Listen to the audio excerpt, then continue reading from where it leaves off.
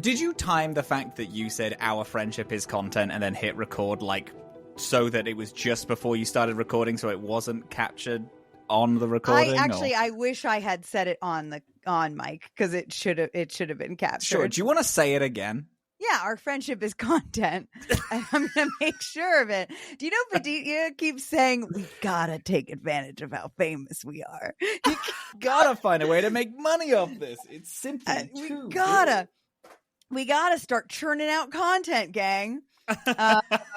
Is what we all keep saying around here in the Hype House. Is that what we're calling it? The Hype House? No, that's a joke. Is that what we're calling it, though? The Hype House? No. I wonder if we should start calling it the Hype House, actually. No, I don't think so. So how's life with Logan and Jake? Oh, my God. You started it. It's funny, No, I hate it. What are you drinking? I'm drinking a vodka Pepsi. Because I don't drink Coke, as you're aware. In a mason jar. In a mason jar. Yeah. Clank. You're drinking an old-fashioned. Mm-hmm. Hey, this is for the people at home. You know that Dillin makes, I'm not joking, the best old-fashions ever. And I fucking did it again. I don't like old-fashions. I just don't. I tried to get into them. Tried to be a whiskey guy. Fully wasn't. One night, we came home already fairly blasted. And Dillin was like, I'll make some old-fashions. And we're like, okay. And made the cleanest, smoothest old-fashioned. I had two, and I was like, these are amazing. The next day, I had like 5 of them. Fucking churned out. And then I learned how to make them. When I came to Canada. You did? I went to our friend Abby's house, and I was like, you guys want old-fashions? I'm making old-fashions. And I made them all day. And then... by all day, gang, I want to tell you, I was locking into drinking. Me and Abby were playing drinking games at like 10 a.m. I started making old fashions about 1 p.m. and I was blacked out, cannot remember, 10:30 past. I remember a phone call from that evening wherein my best friend had stepped outside to talk to me. Hey, gang. And we were in upper Canada, so it was minus 16 freezing. Celsius. Yeah. And from reports from passersby, they were not dressed appropriately for this. And reports from passersby the next day when I was like, I can't remember anything at the back half of the evening. They were like, seriously? You were talking like you normally do. It was, you were just like, I love Dillin so much. And that's all you were saying for... for several hours, and we were like, yeah, that tracks. Yeah. That's how I normally talk. Mm-hmm. And you, I think the last thing I heard you say was Kai had walked by and you were like, and asked for a drink, and you were like, don't worry, Kai, I'll come and make you one in a second. And then I got a text from another person in the house about 4 minutes later of me passed out on the couch. Yeah. And I tell you what, gang, I had the nicest sleep that night. Yeah, I bet you did. At some point, I was so drunk where my last thought was, I shouldn't be playing this drinking game. And then I woke up on the sofa the next day. Yeah. And I was like, wow, I'm so rested. This is crazy. Yeah. So yeah, that was my fun. brain That just was shut fun, off even like a though I shark's. wasn't there. It was still a fun party, and yes, because I was calling you for hours at the time. Yes, as you should, as is the arrangement, as is mandatory. Speaking of love, and speaking of failing you, I told you this. You did like 30 minutes before we started recording, about an hour and a half before we started recording. I'm being weirdly exaggerated. I accidentally triggered the next mission, which is mandatory as soon as you trigger it. I triggered the next mission before I picked up the Masterthief and did her DLC. You have done it, though? I have done it. I've done it before. That's fine. So we can talk about it. So now just talk to me about, well, first of all, hi, this is Dorkspawn. I'm Dillin. I've played one Mass Effect game. Nice. Hello, my name is Rob, and I play the Mass Effect franchise 100 billion times. On Dorkspawn! Dorkspawn! We This take is turns showing each other a Choices Matter video game. That's the one. And right now, Robin is showing me Mass Effect for the first time. Yeah. We're on Mass Effect 2. Mass Effect 2 is where we're at. Are doing the second half of Act 1. So this is the next two main storyline dossiers, and what we're supposed to be doing is the final. in the DLC dossiers and the DLC loyalty mission. The DLC is the Masterthief, and we've also done the Warlord and Archangel. Those are the three that we've done. Got it. Now you're saying that this is the oh god, there's so many things I already want to say. You're saying that this is the back half of Act 1. Yes. But there are still 2 more? Yes. There are teammates to get? Shit. I believe, one second, let me check. I think you're correct, but I'm just like, that's an interesting split. Yeah, we go into we have 3 dossiers, 4 companions left. One of the companions is not a dossiered companion.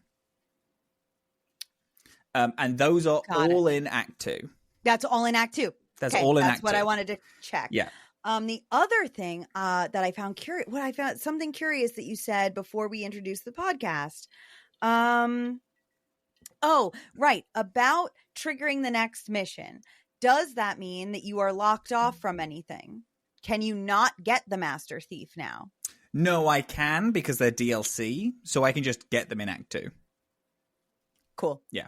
It's the same. You're not ever locked off from anything in this. This game, again, as I'll say every week, is an interesting one because a lot of it is time-based and will lock you into things, but you'll never be locked out of other things. You will just... There are moments when doing things will mean that you are sacrificing other things happening, but that doesn't mean you're locked out of anything. So you will have negatives at certain points. But yes, you are never locked out. Got it. Okay. Mm-hmm. Excellent. My notes this week are good, not great. I could have done better, but okay. Yeah, really, really exciting week. This was great, actually. In an interesting twist to how our messages have been going, I messaged you a few days ago and saying, this is a fucking good game, dude. Because I finished a mission which I just loved. Wait, tell me what did you... I messaged you, fuck, this is a good game, after the Warlord. I love the Warlord. Yeah. Love the Warlord. It is a lot of interesting stuff. It answers a lot of things that I think are interesting, and gives a companion that is so immediately, oh, this is one of my guys. This is a boy of mine. It's wild how they keep... You know what? We'll get into it. We'll get into it. Yes. Tell us, what dossier are we doing first? Who did you do? We're doing the... we're doing the Archangel first, but before that, because I'm going back to Omega to do the Archangel. Sick. Awesome. I learned that afterlife is not a bad, scary thing. It's a cool place that I should go to. Yeah, it fucks. It's the coolest place ever. I'm sorry, though. When some guy approaches me and is like, hey, you're dead, you should go to the afterlife, I wasn't feeling too thrilled to present myself there. I didn't feel like that was an actual invitation. I felt like that was a command that I didn't want to follow. I was so wrong. What a cool location. It's fucking awesome. So first, I did, you kind of gave me the tip that Dr. Chakwas had a credit. I did make sure that I got that from her, and I did. She does want me to pick up I think it's a kind of brandy. It's service ice brandy, yeah. That's it. Some type of brandy. Yeah. So I go to Afterlife. It's a cool ass club, space club. I did find this brandy for sale for $1 bajillion. I think it's actually 100 credits or something like that. But you have 300 billion credits, so it's fine. Fine. Whatever. Get off its ass. Whatever. But like any classic bar, I walk in, immediately some guys are like trying to jump me. Yeah. And I'm like, no, which this is my favorite thing about Shepard in this game. I don't know if it's just the choices that I'm making or if this is just kind of a thing about Shepard in this game. A lot of stuff happens where people are like, we're gonna kill you. And I'm like, no. And they're like, all right. And I like that. But I'm supposed to find Arya, who is in Afterlife somewhere. And she is what's the name of the race again? She is a Asari. She's Asari. Asari. Thank you. Arya the Asari. And she's like the mob boss of all of Omega, from what I'm understanding. She's like the matriarch. Head of the whole. Yeah. Her officers start scanning me. And I'm like, fuck you immediately. So I took a little renegade at that moment, but then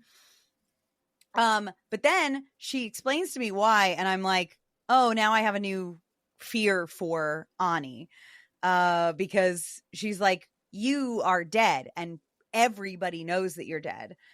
Yeah, so people are just wearing your face and walking around. Exactly, like this could be anybody, and I'm like, oh, I fucking hate that. Scan away. Scan away. I'm me.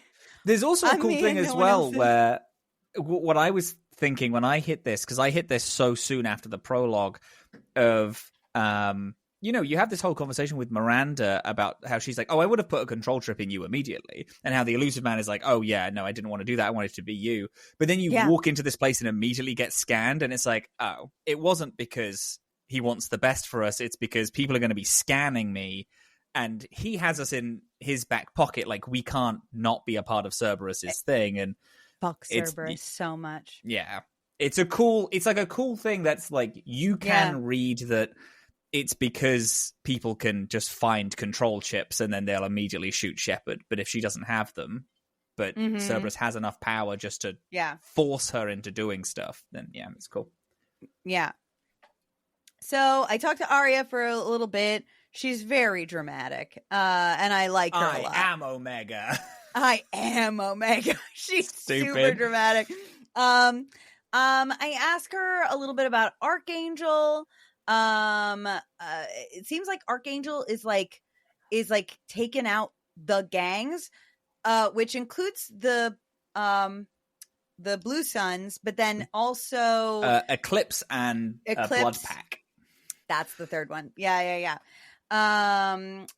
So we chat for a little bit. I think she tells me about her patriarch as well, the patriarch. Sure. And whatever, I go explore the bar a little bit more. People are dancing. There's Unsin. I go Did you dance? Get myself a little drink, and I died. I took a drink. There's a lot of like roller coasters, I feel like, that I experienced in this play session. I took a drink. Shepard immediately passes out. And I'm woken up and it's like, oh, you're human, you shouldn't drink here. And I'm like, oh, because you all hate humans? And he's like, no, that guy that just served you drinks hates and poisons all humans. And I was like, this seems like a really solvable problem. like really solvable. So I go confront the guy, and I just tell the whole room, and I'm just like, hey, this guy poisons humans. Also heard that he hates other races. Maybe you should watch out. And then everybody just rallied against him, and he was like, fuck. Okay, I guess people found out I'm a racist. And then he gets replaced by a cool Solarian bartender. Love that. Who I get drinks for free from now. Cool. Happy. Huge. So did you do all of this? I investigated around. I unfortunately knew about the drink thing, so I just didn't take the drink. Yeah. Fun. I am also, I'm still playing like a very get the job done shit. Mm-hmm. So Shiv is like, I don't have time to dance or do any of this fun stuff. I'm on the mission for the mission. Yeah. Which has begun to change as this, like, as Act 1 is progressing, she's changing out of her, like, she is exclusively mission into, well, spoilers. That's my fucking boy. Sick. I can calm down now. I don't need to be on edge all the time because this guy's got my back. Agreed. Yeah. I did do a couple of little things here. I found a guy who is on his pilgrimage, just like Tally was. Helped him out. Little things like that. You can buy the Normandy's engine boosters from that guy as well. Ooh. Yeah. So, because when you help him, because you give him a bunch of money, right? And he bounces. You gave him like 1,000 credits or something. If you go to the shop, if you look at his shop, that's where you get the boosters that the 2 engineers want. You can buy it for them from his shop. Yeah. Thank you. Also, I figured out like the buying of probes and fuel just outside of is this. On the fuel depot. Yeah. Very cool. Makes me feel very involved in like the map thing, which I really love. I like scanning the planets and stuff like that. It's really satisfying. It feels like its own mini game. I'm really into it. Okay. So from here, I go into Archangel. The Archangel thing, the pitch confused me a little bit in the beginning because I wasn't sure who I was. It seems like, okay, so we were like going after Archangel, doing like a sting on him, with like these mercenary groups, but like we wanted to get close to him, to get him on our side. Yeah, right, exactly. Okay. Oh my god. Yeah, it's like all of these. So you're asking around because you want to hire Archangel because you've heard that he's really good at whatever he does. Whilst asking around, it's like, oh yeah, no one knows where he is, but the Blue Suns Eclipse and the Blood Pact are all hunting and trying to kill him. So you're like, okay, well, I'll just pretend to team up with them, then find out where he is, and then I'll grab him out that way. Yep.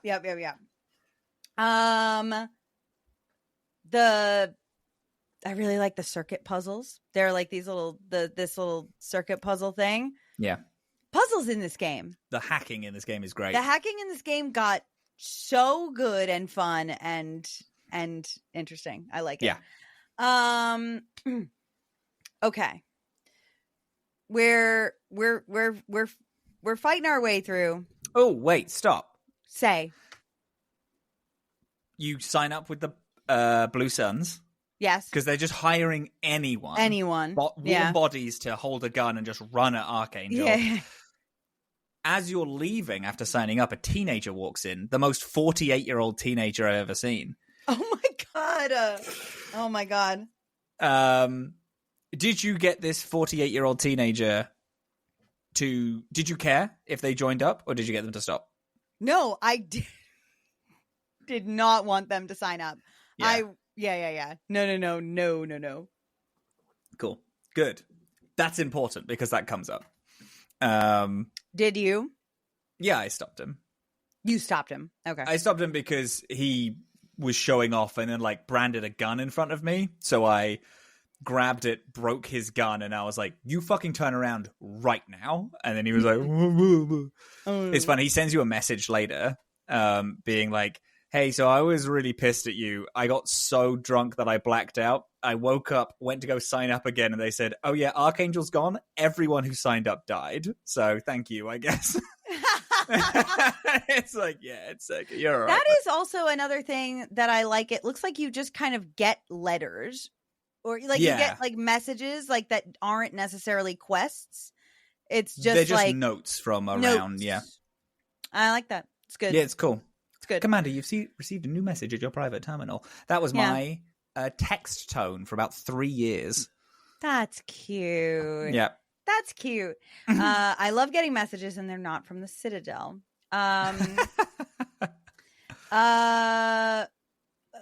We eventually find Archangel. And yeah, we go through, we meet the Blue Suns. Yep. We meet the leader of the the Eclipse Omega Division. Omega Division. Yeah. Called Jaroth.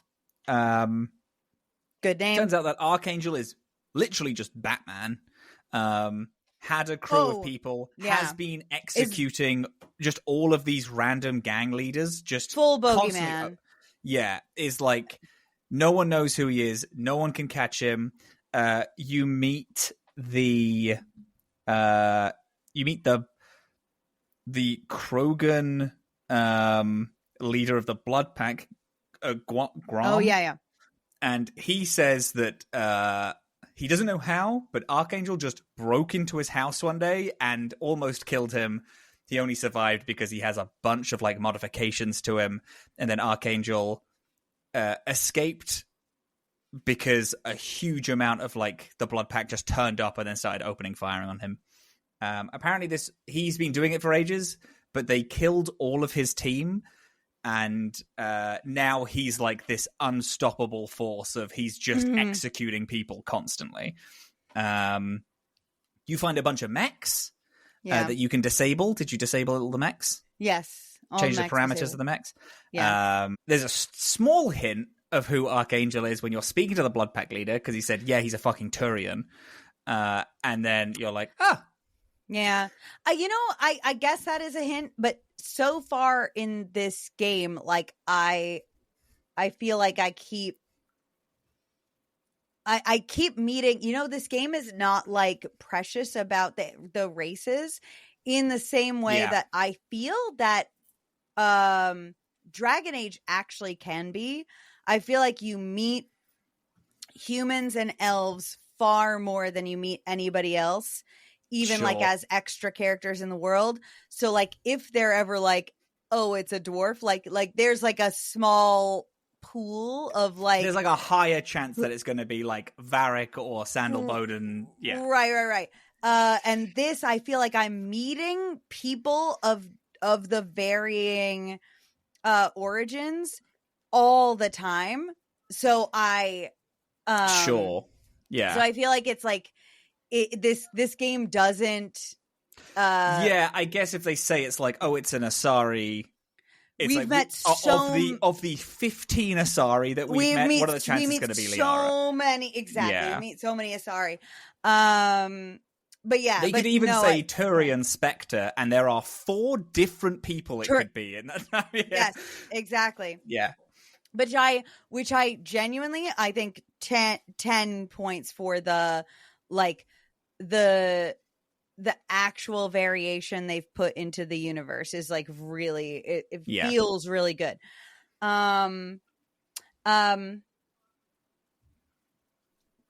We then go, there's a war machine, like a helicopter. Yeah. The guy is fixing it up because apparently Archangel shot it. Shot it once and disabled a bunch of vital functions. So this guy's repairing it. You get the chance to electrocute him to death, basically, and stop him repairing. Did you do that? No. Oh yeah, I did. Yeah, it's a guy fixing a War Machine helicopter that's gonna attack Archangel, the place exactly where we're going. Yeah, I electrocuted that guy to death.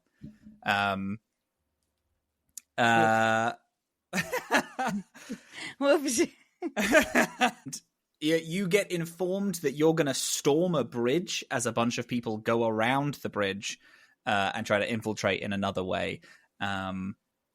So then you storm this bridge toward Archangel, who they've like cornered in this one place.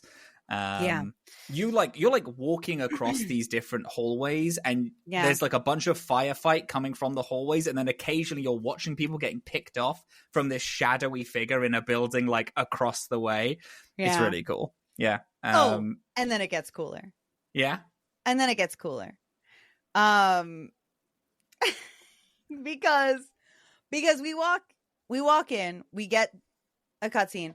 Another thing I want to say, this game gives me a ratio of fight to cutscene that is perfect. Yeah. It's perfect for me. I feel like every 2 or 3 gunshots, I'm getting a fucking cutscene, and it's awesome. I love it. They're not leaving me out there in the trenches. We walk in to find and see Archangel. Archangel is sniping people, as we've seen, like from the other perspective, like you said, we've seen people getting taken out, but now we see it from like behind Archangel, and I'm like, hey, Archangel, and he's like, hang on, and then he does murder, and then as soon as he does that, the music gets so dramatic, and he takes off his helmet. He sits down like a whore, and he reveals himself so goddamn cool to be my husband, Gareth Vicarian. Your fucking boy. My fucking husband. Oh my god. The coolest guy in the fucking universe. The coolest guy in the fucking universe. I just love him so much. And he's gotten cooler. He's gotten so much cooler. He was like, yeah, the Citadel, like, basically was too restrictive. I couldn't do the good that I want to do, and I'm doing good here. He said, spinning his smoking pistols that, that have just taken out so many people. I'm like, you've shot at me. And he was like, I knew you'd be fine. Yeah. Like, had to make it realistic. I wasn't worried about you, to be honest. And he's got this like swag now, this like demeanor that he's just like, I already knew in game 1 that I wanted this man. He has turned up crazy energy. Yeah. I want him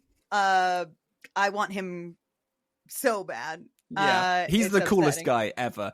So when I'm like, oh, so there's Mr. Dragon Age, who's Varric Dragon Age. Garrus is Mr. Mass Effect. Garrus is Mass Effect, the guy. He's the best friend character. He's the coolest guy in the fucking world. Like, they're both very different, but they both fulfill the same role of, like, oh, I don't care what happens to the universe. Are you good? You're the only person I care about. And like that's Garrus's whole thing as well. And I just love him so much. And this introduction is the coolest shit ever. Turning the like rogue detective, like kind of police officer guard into Batman. Sick as shit. Yeah. So sick. Yeah.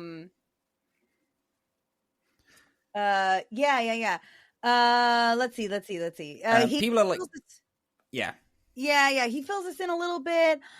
He's been killing all these mercenaries on his own. The name Archangel, he thankfully, God willing, he did not give that nickname to himself. The locals did. The people gave it to him. I was very concerned. That was going to be the one ick. I would be like, Garrus, are we calling ourselves Archangel? But thankfully he says, but to you, it's Garrus. And I said, oh my God, to me. After we get out of there, he tells us about this guy who has been selling tainted Ezo. Sure. Right? Yeah. So there's a few. There are the three leaders of the Eclipse, Blue Suns, and the Blood Pact, who he has specifically been hunting for a while. Every single time, there's three specific waves of enemies in this fight that we have to get through. One of each, like, gang, and every single time you kill one, he's like, "So this is what these people have been doing." Jaroth, who's the leader of Eclipse, he's like, "Oh, I've been hunting him for a while. He's been selling all this tainted, evil, bad stuff." Yeah. Then you kill them, and he's like, "Oh, these people have done these XYZ bad things." I think it's back on the ship. Jumping ahead a tiny bit, where he says, "Oh, the reason." Like, I did have a team. Like, that's a thing. Like, he says that he had a team, but they've all died. They've all died except for one. And it ended that one person is only not dead because he betrayed everyone. Led him on a false mission. That's after all of this. That's after all this, yeah. Yeah.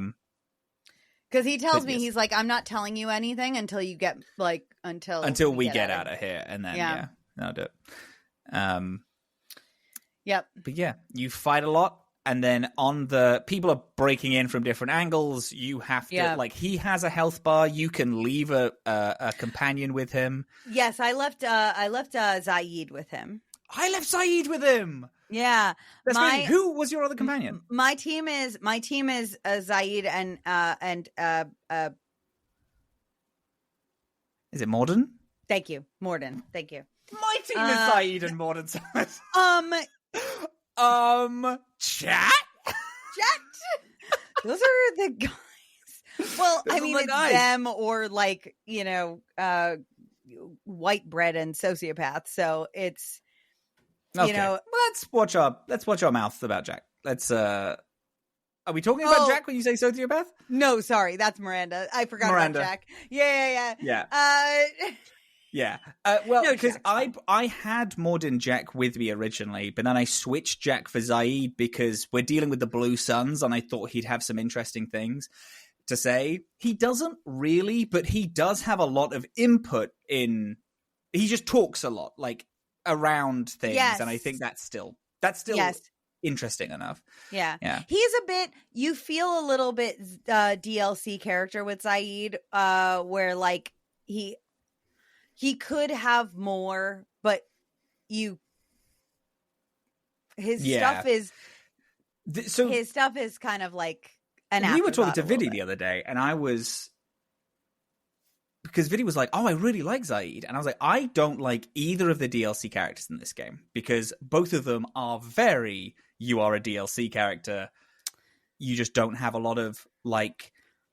I'm just not gripped by you." In Sebastian a way, Vale fan over here, Robin Ekberg talking about. One of the most important characters in the whole franchise. If you want to come to my house and start shitting on my carpet, you better come fucking prepared, asshole. God, shit. Sebastian, don't fucking start with me because Zaid and the Masterthief don't fill a role in the gang of the Normandy SR2 that Sebastian Vale fills in Kirkwall. Don't fucking talk to me. They How don't dare fill you. the same hole that they do in Robin's body as Sebastian. No, Sebastian is important in the foundation of Dragon Age 2. In that gang, you can't play Dragon Age 2 without Sebastian because of how integral his dynamic is with... I am not getting into this with you right now. Don't start with me. You fucking can't. Yeah. Anyway, Zaid and the Masterthief just don't have just they have very DLC character energy in a way that I don't find, like, great. Considering, you know what though? Considering the DLC character in 3, who is arguably the most important person in the franchise. Ooh, exciting. Holy shit, I'm excited for us to do their mission. A thing about not even Mass Effect 2, the thing about Mass Effect that I'm feeling a bit of a hole for that I didn't the first time I played it, but I am now that I've done all Dragon Age, they don't fucking talk to each other. They don't. And we actually got it more in one, I feel, because of you so had many the lifts, elevators. and they would talk in the lifts. And in this, they don't. They do have input, and they do in decisions. They do like bring things up and talk. Yes. In a way that I think is important and good, but not. And I don't want this to like discredit the writing of the characters, which when you're talking to them is fantastic. And you can walk into them having conversations on the Normandy with each other. You have Jack and Miranda literally getting into a punch up like on the ship. Yeah. And it's awesome. It's so like, it alive. Feels great. Yeah. It's alive, exactly. But they whilst you're with them, they are they're just less they just feel less like awake as like, I hate to say it, DA2 characters are, where they are constantly talking to each other and constantly have something to say and are growing and bonding and you're getting insight just by living with them in a way that you just don't in this. But even saying that, like, even in missions and stuff, Zaid and is it Kitsune? What is the fucking aspect to character? You're talking about the thief. Masterthief? Sorry. Kasumi Goto? Kasumi. Kasumi also feels a little like that as well for me. I had a feeling, although hot little mission is I'm gutted I couldn't do it this week. It's so fucking fun. Hot little mission. And it's why when, because we brought this conversation because we were talking to Vidi about it. And Vidi was like, I really like Zaid. And I'm like, yeah, I mean, he's fine, but he feels very separate from the gang. And then we did his loyalty mission. I was like, you know what? He does have an interesting loyalty mission. He does. But remembering the thief's loyalty mission, and hers because is better. I remember that mission because it's a heist. It's so fucking cool. Yeah, hers is good. It's good. Yeah. Yeah. Anyway. Oh, okay. Hold on then. Yeah. We take out all of the different waves that are from the different groups. But then in another and throughout this whole thing, we're seeing like our teammates. This is also a very good Dragon Age bit, but we're seeing our teammates' health bars who are not with us. So like as we're going, it's like a stress condition. Very fun. It is cool. And then we get back together, reconvene. We taken out the last guys, and then a gunner ship like comes in through the window and machine guns Garrus to death. Yeah. They shoot a rocket and blow his face up. And then I said, Garrus gets machine gunned to death. Don't worry, he's fine. The roller coaster I went on in this particular playthrough was a lot. We see that he's okay. He's getting taken back to the Normandy. I tell him in an impassioned speech that I trust him and that I need him by my side. Because I do. Yeah, Robin. Hello, darling. Can we take a little fiver so I can make another drink? Look how short my hair is now. I know, it looks great. It looks so good. Thank you. I got my hair cut by the oldest Italian man I think I've ever seen. Talk about it. Yeah. Hey, gang. I don't care. We're stopping the show briefly. He was so old, this Italian man, apparently. So, it was like a kind of modern, like slightly fancy, like I'm drinking a Heineken now, by the way, because I didn't want to get too blasted on vodka Coke. Sorry, vodka Pepsi. Vodka Pepsi, yeah. Girl, the boycott. Hey, listen, I've been boycotting Coke since infancy. Oh my god. Yeah. Since 2013, I think. I've been boycotting Coke. Yeah, because different story. We've hard swiveled into a different story. Different story. New Year's Day 2013. I used to work at a comedy club, and we used to have the fucking biggest rages on New Year's. So the next day, we had rocked in at 9 a.m. from partying like all night. We went in at 9 a.m. We were like, well, we might as well be doing something. So I, very drunk, turned on the Pepsi Man PS1 game speedrun. Pepsi Man, for those who don't know, was a Pepsi promotional game, which was essentially... You did tell me this. Yeah, which is essentially Temple Run, if anyone's played Temple Run. It's that, but it's a PS1 game. It's with the mascot Pepsi Man, and we watched that for an hour, which is the full speedrun. And we turned on a different one. It also has live action mid-roll bits of a guy eating pizza and drinking Pepsi. It was a fucking weird fucking game. Weird game. At that, we made a pact, me and my friends at the time, that we wouldn't have a single Coca-Cola product for the whole year in honor of Pepsi Man. Year goes by. The three of us that stayed true to that reconvened New Year's Day 2014, and we're like, so are we still gonna not drink any Coca-Cola products? And they're like, yes. So then we did it for another year, and then 2015 rolled around, and we're like, let's just have a Coke. Let's just have a Coke. And then it was so revolting to us that our bodies just naturally decided to be against Coca-Cola. Yeah, like a vegetarian having meat after a decade. You no longer have the enzymes to just digest Coca-Cola. Exactly. That's what it is.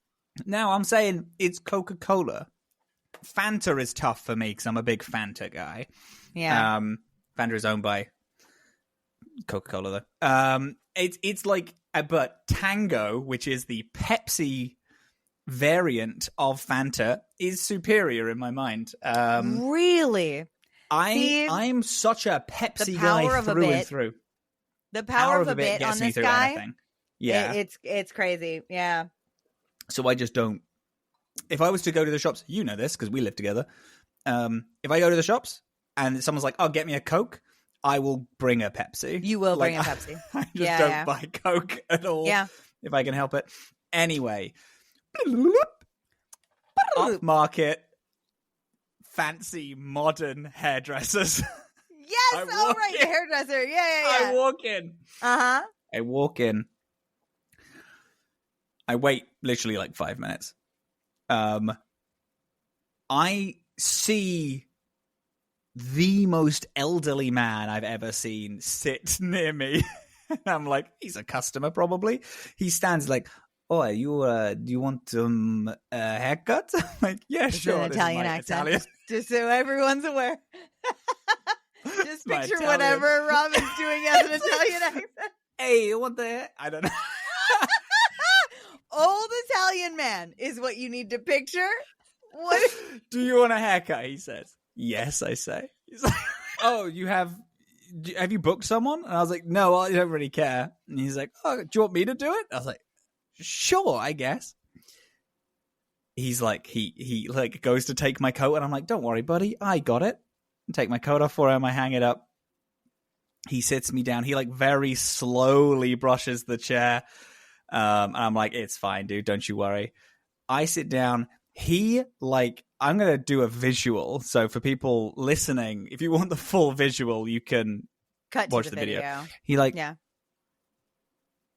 takes my glasses off like this slow and then puts them down like they're heavy. Like he's like kind of feeling the weight, like my glasses are Mjolnir and he's not worthy to wield like your it. Glasses represent time. Yeah, exactly.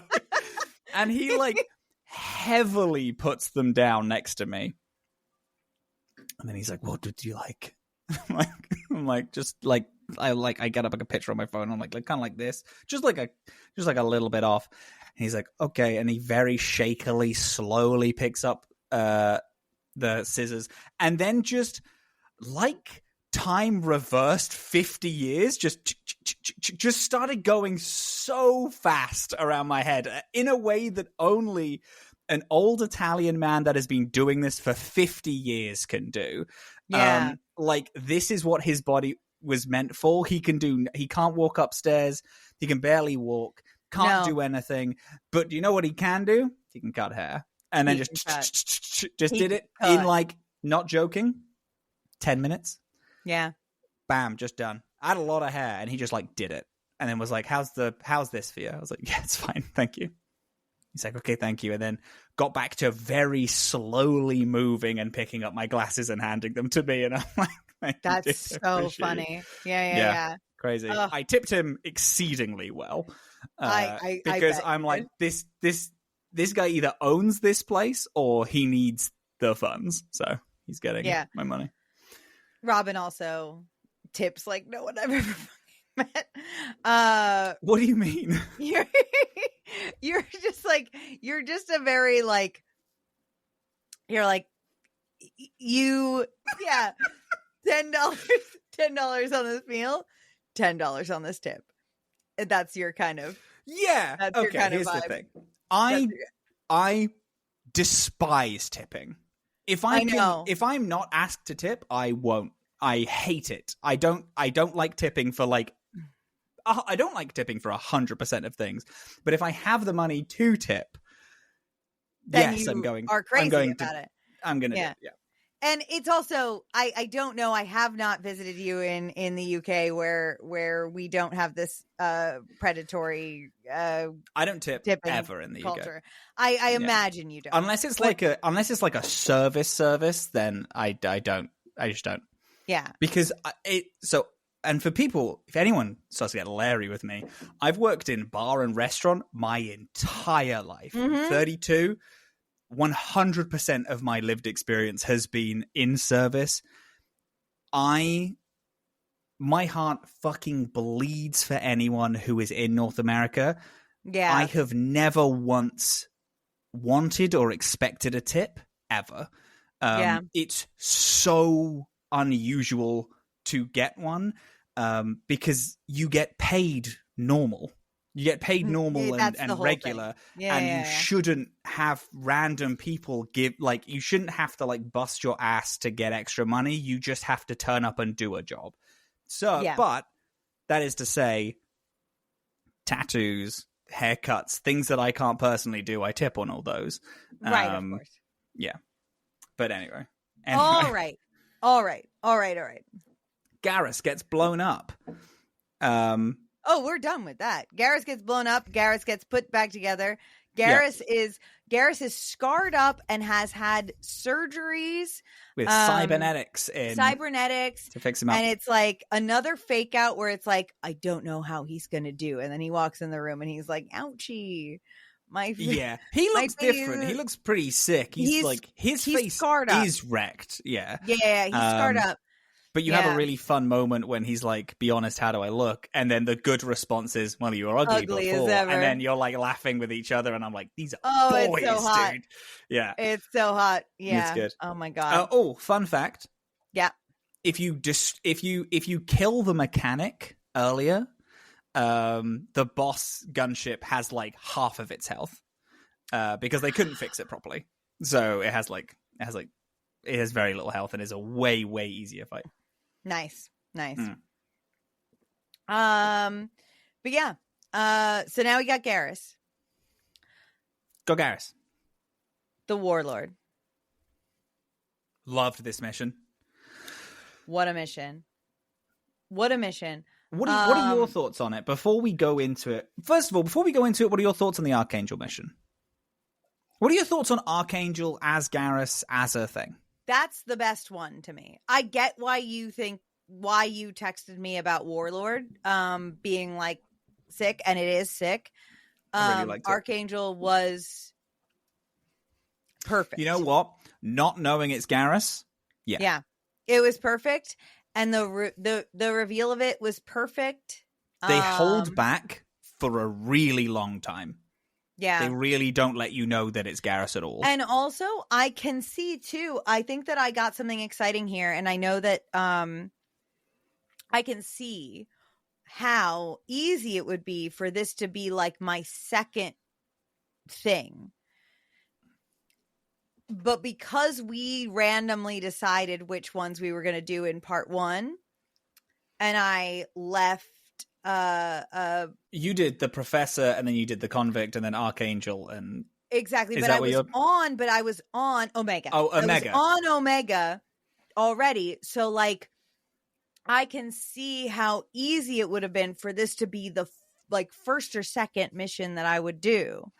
Mm-hmm. And that, like, one of the first things that I would get would be to get Garrus back. And that also has its own merit and would have been cool and interesting, too. Yeah.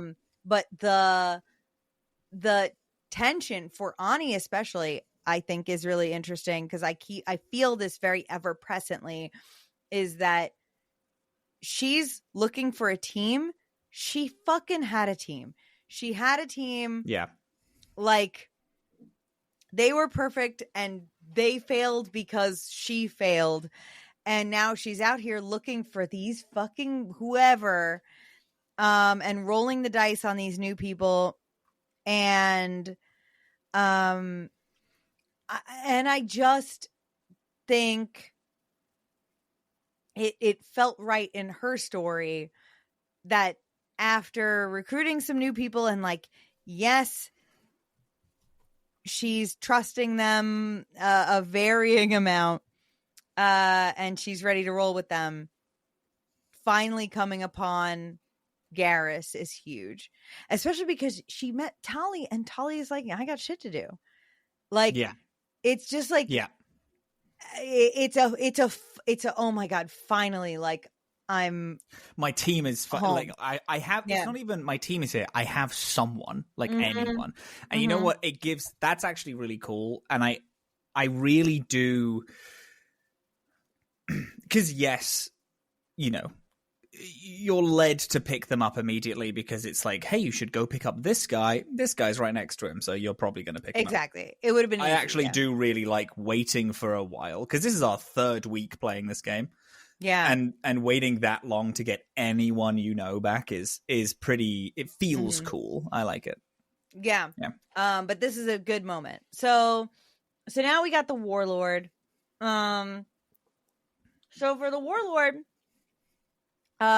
we land on Gragas, which is in a new system, and is a deserty, like, dry place, already dystopian from, like, the second we land, including, like, creepy orders being, like, shouted over these, like, planetary loudspeakers and things that, like, carry throughout the desert. It's we're in a bad place. It's really cool. Yeah. We are here to find this, like, brilliant Krogan warlord who called Okir, who is currently, like, is like obsessed with saving people from the genophage, saving their people from the genophage, and is perfecting Krogans. Dr. Okir. And you know what? Actually, I have written down that this is the first Krogan scientist that we find is Okir. Yes. Yeah. It's just that's just cool because because we learn oh my God, you're so Rex right. Says because we learn there's no Krogan scientists. Right. Morden Nobody's says working there's on no this. Krogan scientists. Then we find Dr. Okir, who is like he's this mad warlord but he's like he's working on it. Like, he's figuring stuff out, and bringing Morden here is also cool because Morden does have a lot to say. And I did, stuff. yeah. Morden was a big guy in this one. But the Blue Suns have he's set up in a Blue Suns camp. Right. They are there is just like this huge firefight that's broken out. It turns out that Okeer has been trying to make the perfect Krogan and is like making them over and over and over again in these cloning vats, just like Seren was doing. Yes. And the Blue Suns have been using them for target practice, but they've all broken out. Or a lot of them have broken out and are like just executing Blue Suns, as obviously they're going to do. Yeah, of course. And so it's a nightmare place. We find some of the find an injured mercenary, and I killed his ass so quick. Oh, I told him to limp away. Yeah. And so but this we find out that this voice that's going on overhead, that's like barking orders, but in like a truly like, it's got that like dystopian like cadence, that like customer servicey way where she's like giving military orders, but she sounds like she's telling people to clean up on aisle 7. Very interesting. And that is Jador, who has Dr. Okeer in her lab. So we're now looking for the both of them as we are going through. And this is like this place, this location feels so far, or felt so far until I got to the Citadel, felt so far like the most Mass Effect 1 area of the game. Where it's very like gritty and brown and like fucking chest high walls and shit like that. Yeah. It was very much like this was Mass Effect 1 vibe wise. We're seeing like the lab created Krogans, and then also like unfortunately kind of killing so many people. You see this one Krogan who is one of these clones who is cool to talk to because they're like, oh, I'm imperfect, I'm useless, I'm like wasted potential. And you're talking to them about being like, hey man, it's all good, like it's like just because you're not like perfect, it's like no, you don't understand, I'm not perfect, so I'm like a waste of space, I'm gonna move this thing for you and then kill myself basically. And it's like, okay buddy, sure thing, dude. You're fighting your way through Blue Suns, they're all being evil, and again they say that these Krogans are being like bred to be target practice. You then fight your way through all of them. Then you meet, you then come across Rana, which is really exciting. Yes, so exciting. We both let Rana live. We let her live, yeah. Yes. Oh my god. Yeah. In my notes, I just said Rana is here, all caps. Yeah. And hey, do you remember the time you met Rana and you're like, hey, don't ever do anything like this again, and you can live? And she's like, sure. You know what she does? Not 2 years after, she turns around and joins another Krogan cloning facility. Loves cloning. She is an evil woman. Yeah, Rana. Yeah. Shouldn't have let her live, it seems. Shouldn't have let her live. But I once again was like, go on, get the fuck out of here. And she says, okay, runs away. And then Gareth says, I'm big on second chances. I'm not big on third chances. So if we see her again, she is going to be killed. Dead. She's dead for sure. And then we go along to meet Okeer. Who is who, I'm going to be spoilers if you haven't played the game, isn't our actual companion. And no. Gutting. He's so interesting. I would love to have Okeer on the Normandy and argue with Morden because his whole thing is that he is like fervent about he is cloning Krogan to be like, we have to have the genophage. That is just a thing that Krogan. He doesn't actually want to cure the genophage. That's like the big reveal when you meet him. Yes, is that he wants to perfect Krogan to. He just wants to perfect Krogan to just to get over it, right? Is that not his thing? To use the genophage to like get stronger.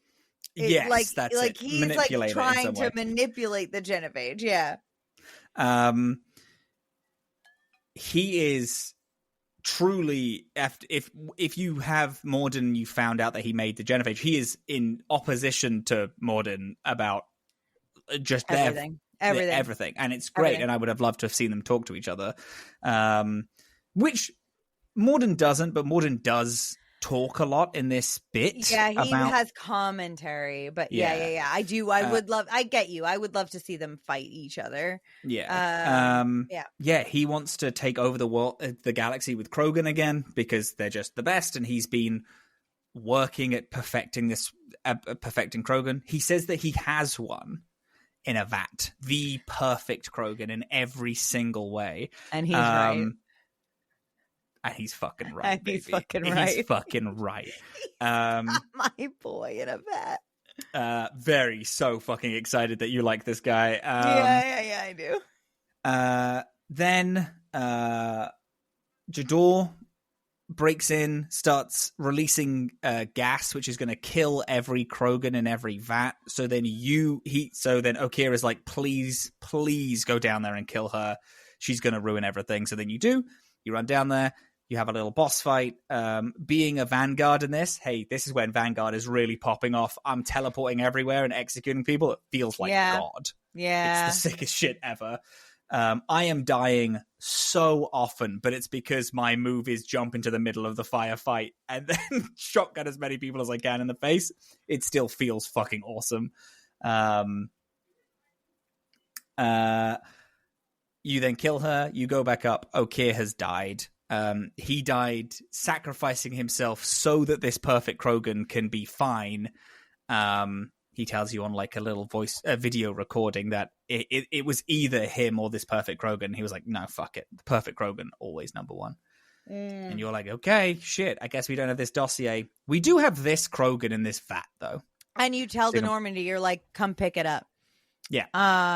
This is fun. So other Dillin, who is the GM of the Dragon Age TTRPG that we're in, everyone plug.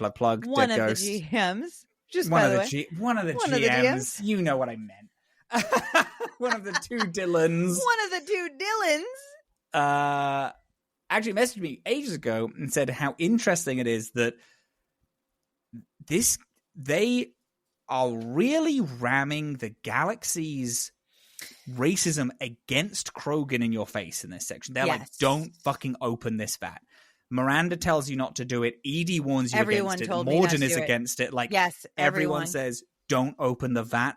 This is not... Krogans are dangerous. This isn't a Krogan. This is the perfect Krogan that has the, like, mentality of this guy because he uploaded his, like, mentality into it. And then Edie later on says, it's not fully the mentality, but this guy would have all of the information...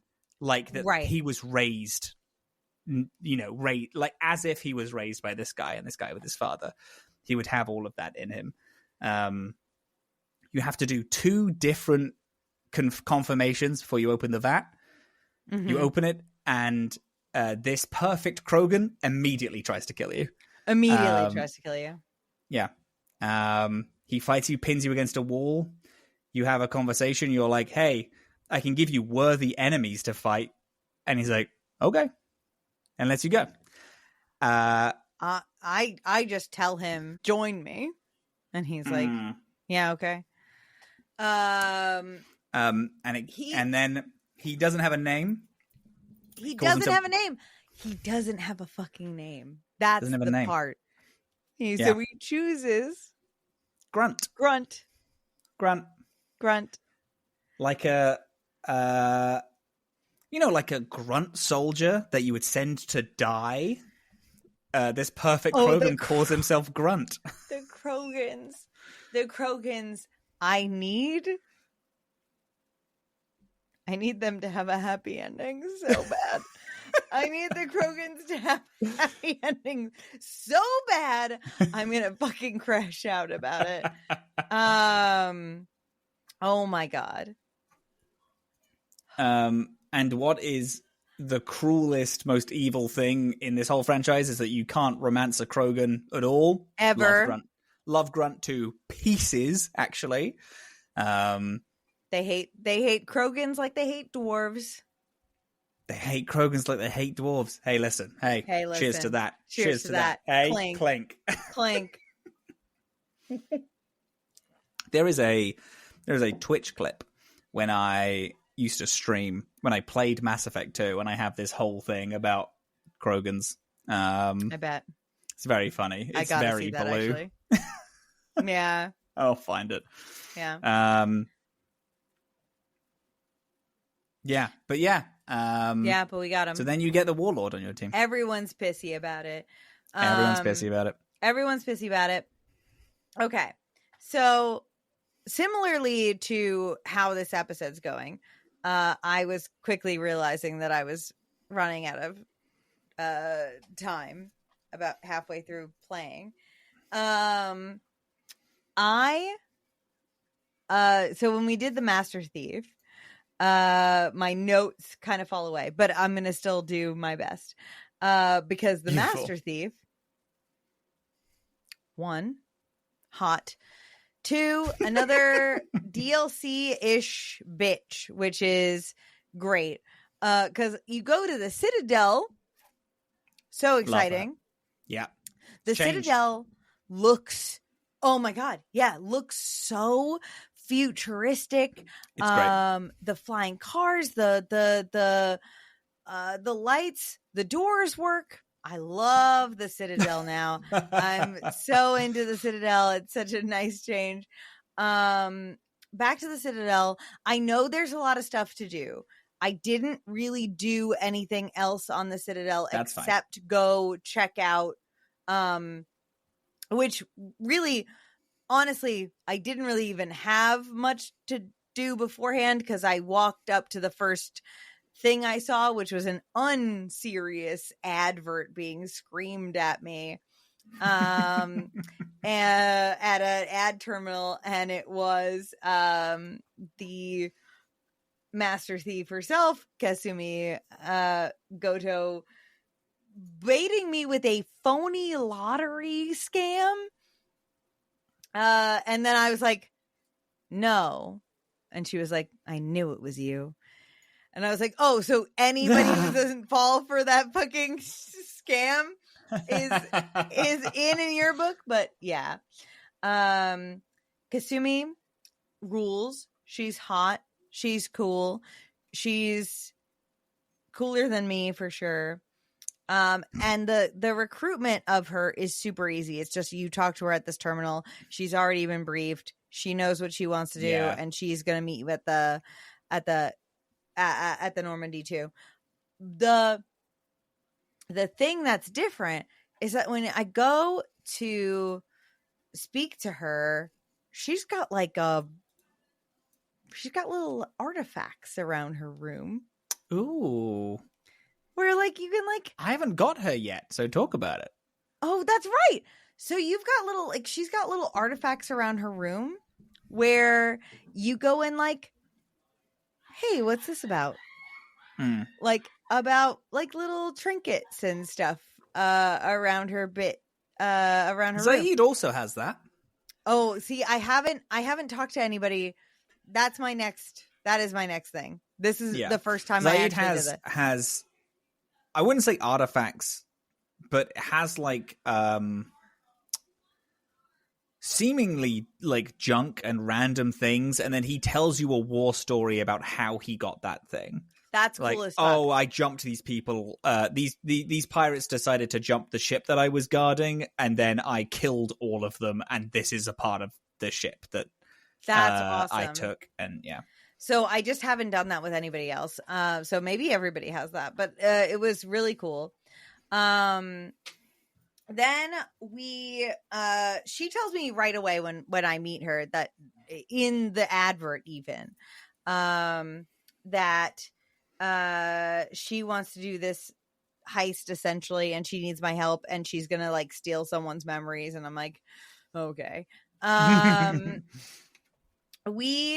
This is fun because the whole point of this little mission is that it's just the two of us, which I don't know if that happens a lot in this series or ever again, but definitely feels super different. We're in a because it's really not a combat mission. It's not. It's a heist. Yeah. It's a full heist, which I love. I love that so much. We are. She has me dressed up to be a fictitious guy whose name I should have written down and didn't.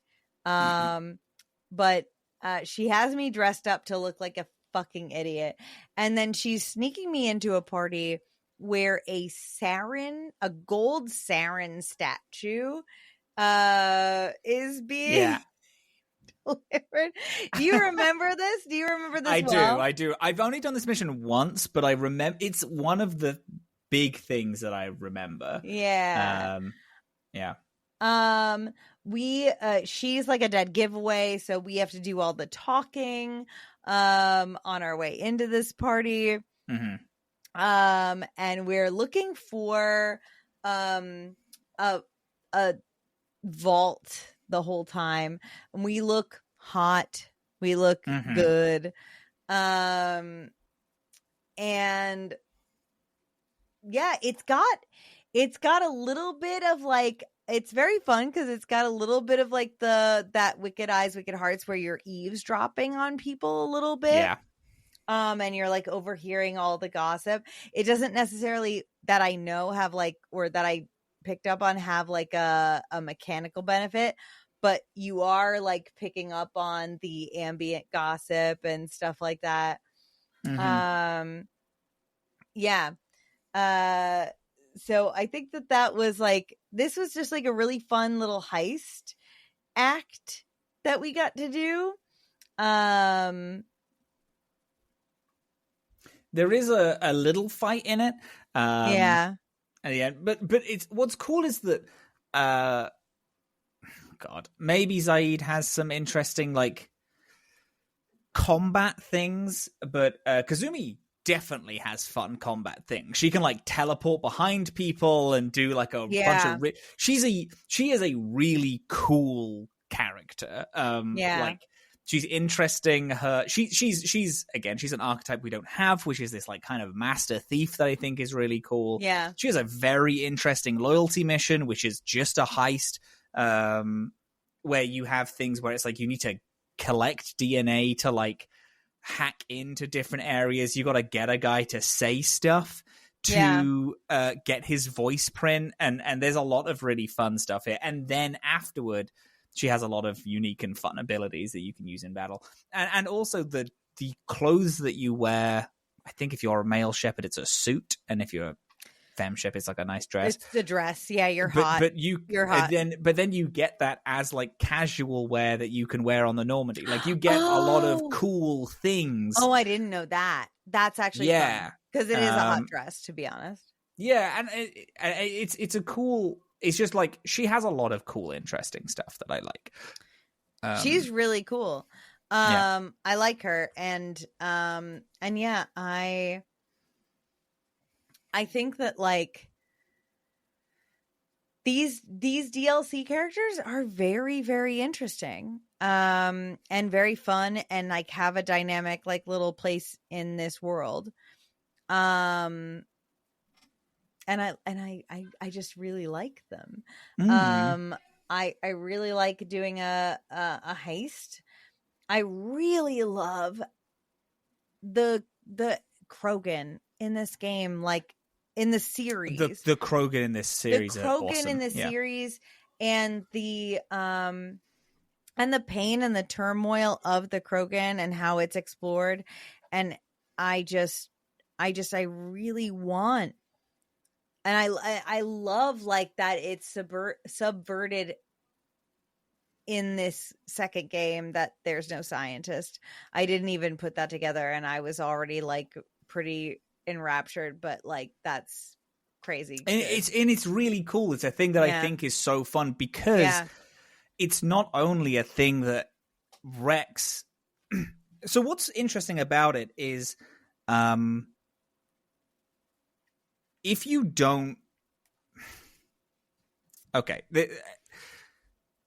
I can see that if someone has never played the Mass Effect franchise before, and current day, the way that people kind of consume media, someone played Mass Effect 1 and then didn't, properly lock into what was being said, they'd be like, oh yeah, but what, like, it doesn't make sense that there's no Krogan scientists. What do you think, that no Krogans care about doing it? And it's like, no, Rex is saying there's no Krogan scientist. Rex is saying that nobody cares because his influence is his dad that tried to kill him and said, no, there's no point in saving, there's no point in saving anyone.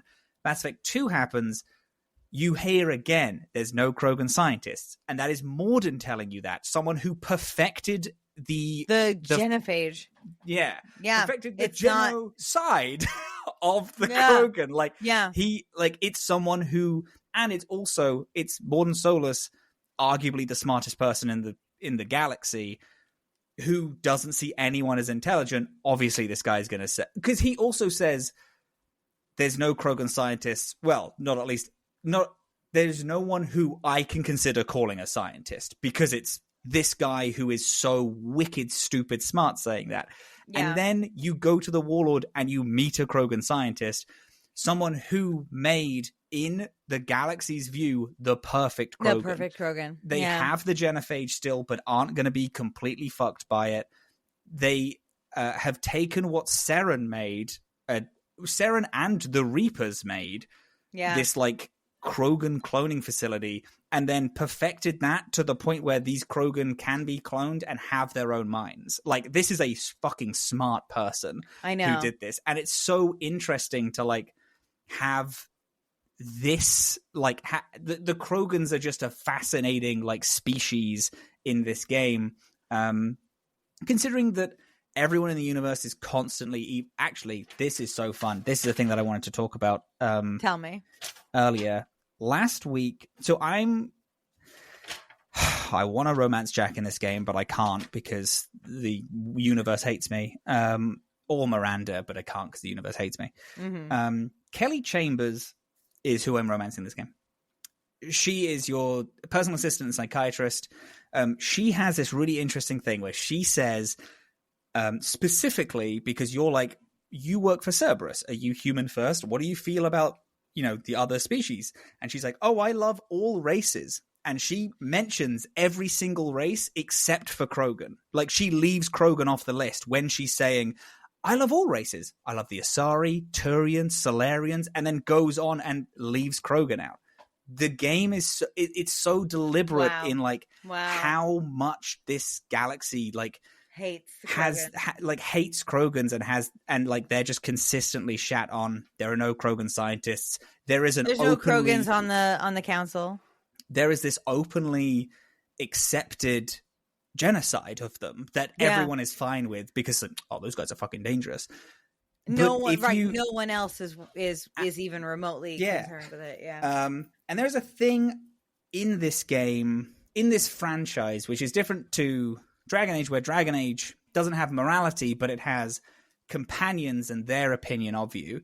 Whereas this has Mass Effect, unlike Dragon Age, where Dragon Ages are a lot more personal stories about how the people around you feel about you. Mass Effect is about the greater good and what you're going to do to protect everyone else. Like, the people around you is like less important. So they switch the personal connection to that Paragon and Renegade system. You're either a really good person that is going to try all the time, or you're going to be like eviler. The Paragon thing is to protect and help the Krogan at every single point that you can. Yes. Like, that's always the Paragon option. So that is the statement that the game is making. The game is saying you have to help these people. You have to fight against Morden when Morden says that he started the genophage. You have to apologize profusely to Rex about the fact that you're not saving the Krogan when you're fighting on Vermeer. You open the tank immediately, and you're like, no, fuck you guys. These people, like, the Krogan are fine. Like, this person might be violent. Just have me in a room then, and then I'm going to talk to them and then have them on your team. And then you do Paragon, and they join your team, because it's all about, like, what the greater good is, and the greater good for the universe is kind of killing this idea that people have in their mind about this species. And it's great. I love them. I think they're a fascinating, great, wonderful addition to this game. Wow. No, you're right. Cool. You're right. The game is gearing me towards, like, being empathetic towards them, which is correct. That's awesome. Yeah. I just love it. I just think it's so cool, and I love Okeer. I think he's an interesting character. If nothing else, he's so interesting. Like, he's a really great, very, very important addition to the franchise, and, like, immediately destroying the fact that, well, there are Krogan scientists. You've just heard disenfranchised people and racists. And that's why you don't think there are any. Oh my God. I wrote down a quote from Okeer. I forgot that I did this. He says, this is Okeer. He says, let us carry the genophage. Let 1,000 die in a clutch. We will defeat it by climbing atop our dead. That is the Krogan way. Which is fucking cool. How sick is that? Like, that's such a fun, what a cool character that's in it. 20 minutes he's in this fucking game. Okeer will go down for me as Otis does in Origins. That fucking one Templar who is blind and can see the thing, where I'm like, man, I wish we had more time with him, because what a beautiful character. Not even.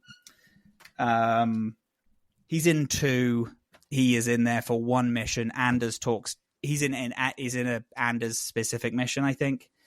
He's the tranquil solution guy in Dragon Age 2. Yeah. It's not Samson, because he is the Templar leader in Inquisition. But Samson is a Templar solution guy. Hang on. Tranquil solution. Is it Sir Otto Ulrich? Otto Ulrich is the name. Sir Otto. Yeah.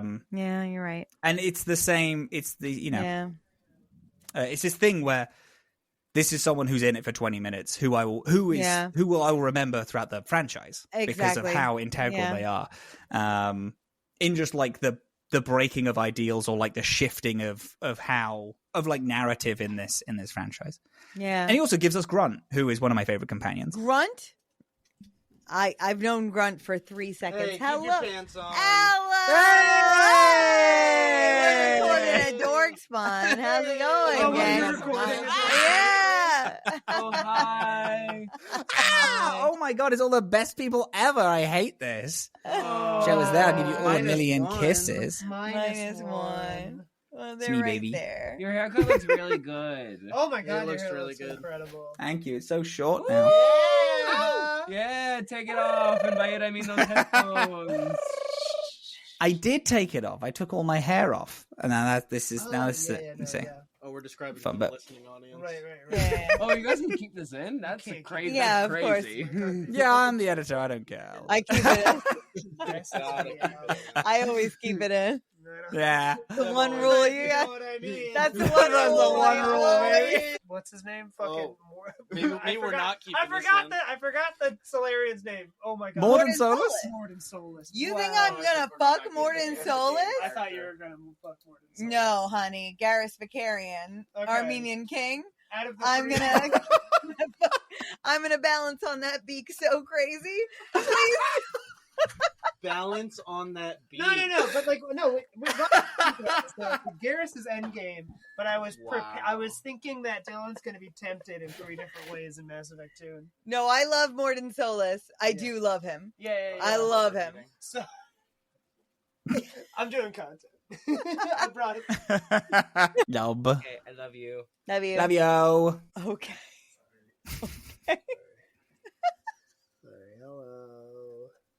Where are you? What are we talking about? We're pretty much finished. We're kind of just like wrapping up our summary of Act 1. When did you end? Where did you end? So we've done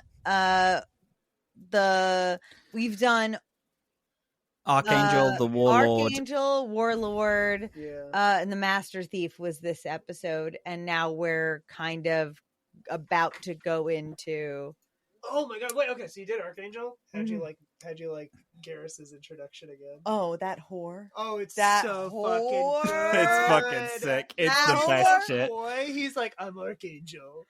Yeah. I'm a vigilante Batman. of justice. I'm He's what the Batman. city He's needs. Space I'm what the Batman city- is and my I'm- favorite guy ever. Fucking Vicarian, you slut. I'm so sorry. I keep not. It's okay. It's okay.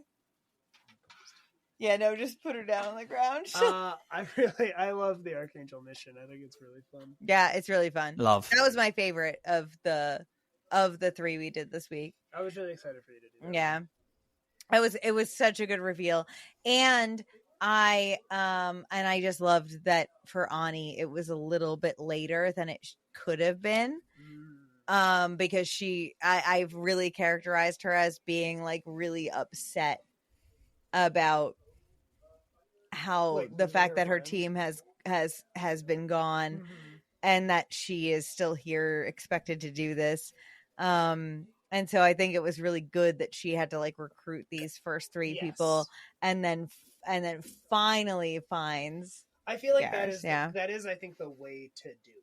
Yeah. Like you kind of need to be like, I've had to find other people, and then like, holy shit, I think it's like the best kind of like, this is my fucking guy moment. Holy shit. Yeah. You want to jump back into the saddle? Yeah. You're like, giddy up, brother. Giddy up, brother. That's what he said. That's what he said when he spread his legs and took off his helmet.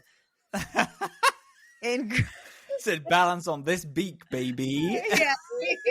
Yeah, Garrus came back with a brand new swagger, and I said, wow, I was already in. Why did you need to do that? Like, could you fucking calm down? I was already about it. Could you please? God, I love that. So happy. That's my man. All right, goodbye. Goodbye. Robin. Hello, beautiful. Okay. So explain to me what we do next week. Now. Okay. So, we have, as soon as you finish all of the mainline dossiers, you get asked by the elusive man to just meet. You just meet him in your comms room. Mm-hmm. You then immediately taken to Horizon, and you do Horizon. This is going to be a really easy week for us. We do the one mission, which is Horizon, and then we do the first of the second round of dossiers. In this second part, there are only 3 dossiers left. I'm going to say I am going to spoil what their names are because you don't know you're getting a second round of dossiers yet. In canon, you just have your dossiers and then you do the mission. It's but not like code I'm going to tell you names, the 3 dossiers, and you're going to pick one of them, and then that's who we're getting. Okay. Next week. Okay? You ready? Yes. Picking what we're doing? The 3 dossiers that you get are the Assassin, the Justicar, Tally. And it's literally called Dossier Tally. Tally, yeah, of course. No, you know what? I think I'm keeping to the story. Let's start with the Justicar. The Justicar? Awesome. Yeah. Sick. Yeah. Yeah. I'm going to try to do Tally last. Fascinating. Yeah. Because I think it does make sense for Ani's story to keep searching for her team. Yeah, sure. Yeah. So the way that this is going to work, I'm just going to say, so we're doing Horizon, we're going to do the Justica, and then we are doing the last 2 dossiers. The week after, we're doing the last 2 dossiers, which is Tally and the Assassin. I tell you, can I just put down a prediction? Sure. The Assassin is going to challenge you. The Assassin is going to be challenging for your, like, oh, I want to fuck Garrus. Interesting. 2 challenging. Now, I'm not going to say that I'm alone in this. Myself, Dillin, and Viditya, who just made an appearance, have all been saying Dillin is going to fucking love the Assassin. Because I'm going to tell you right now, the Assassin is so good, I'm thinking that I might romance them. Because I love them so much. And they're a guy. And that's a guy. That's against your religion. Against my morals. Yeah. And then we're going to do the last 2 dossiers. We're going to do the one of the DLCs, which is Arrival. The week after, we're going to do the Lair of the Shadow Broker. And we're going to do a mission called Reaper IFF. And then we're going to do the finale. In between these times, from when we end Horizon, we are going to start getting loyalty missions. You can do these at any order. Any point. Yeah. At any point. I'm going to start, yeah. And the way they're going to work is if you have done the loyalty mission, you're just on that week's episode, you're going to say, I did this loyalty mission, and then we're going to talk about it. Mm-hmm, yeah. Mm-hmm. Rather than 100%. Going through them. No, of course. And we have time, so don't feel pressured into doing it. But yes. Next week is Horizon and the Justica. Amazing. Exciting for me. Oh, so exciting. Because specifically, the Justica is one of 2 people that we can get. It might be different. We might walk away with a different person. It's exciting. I'm looking forward to it. Interesting. Hey, Robin. Hello, darling. When do you want to record again? Can it wait for a minute? I'm in the middle of some calibrations.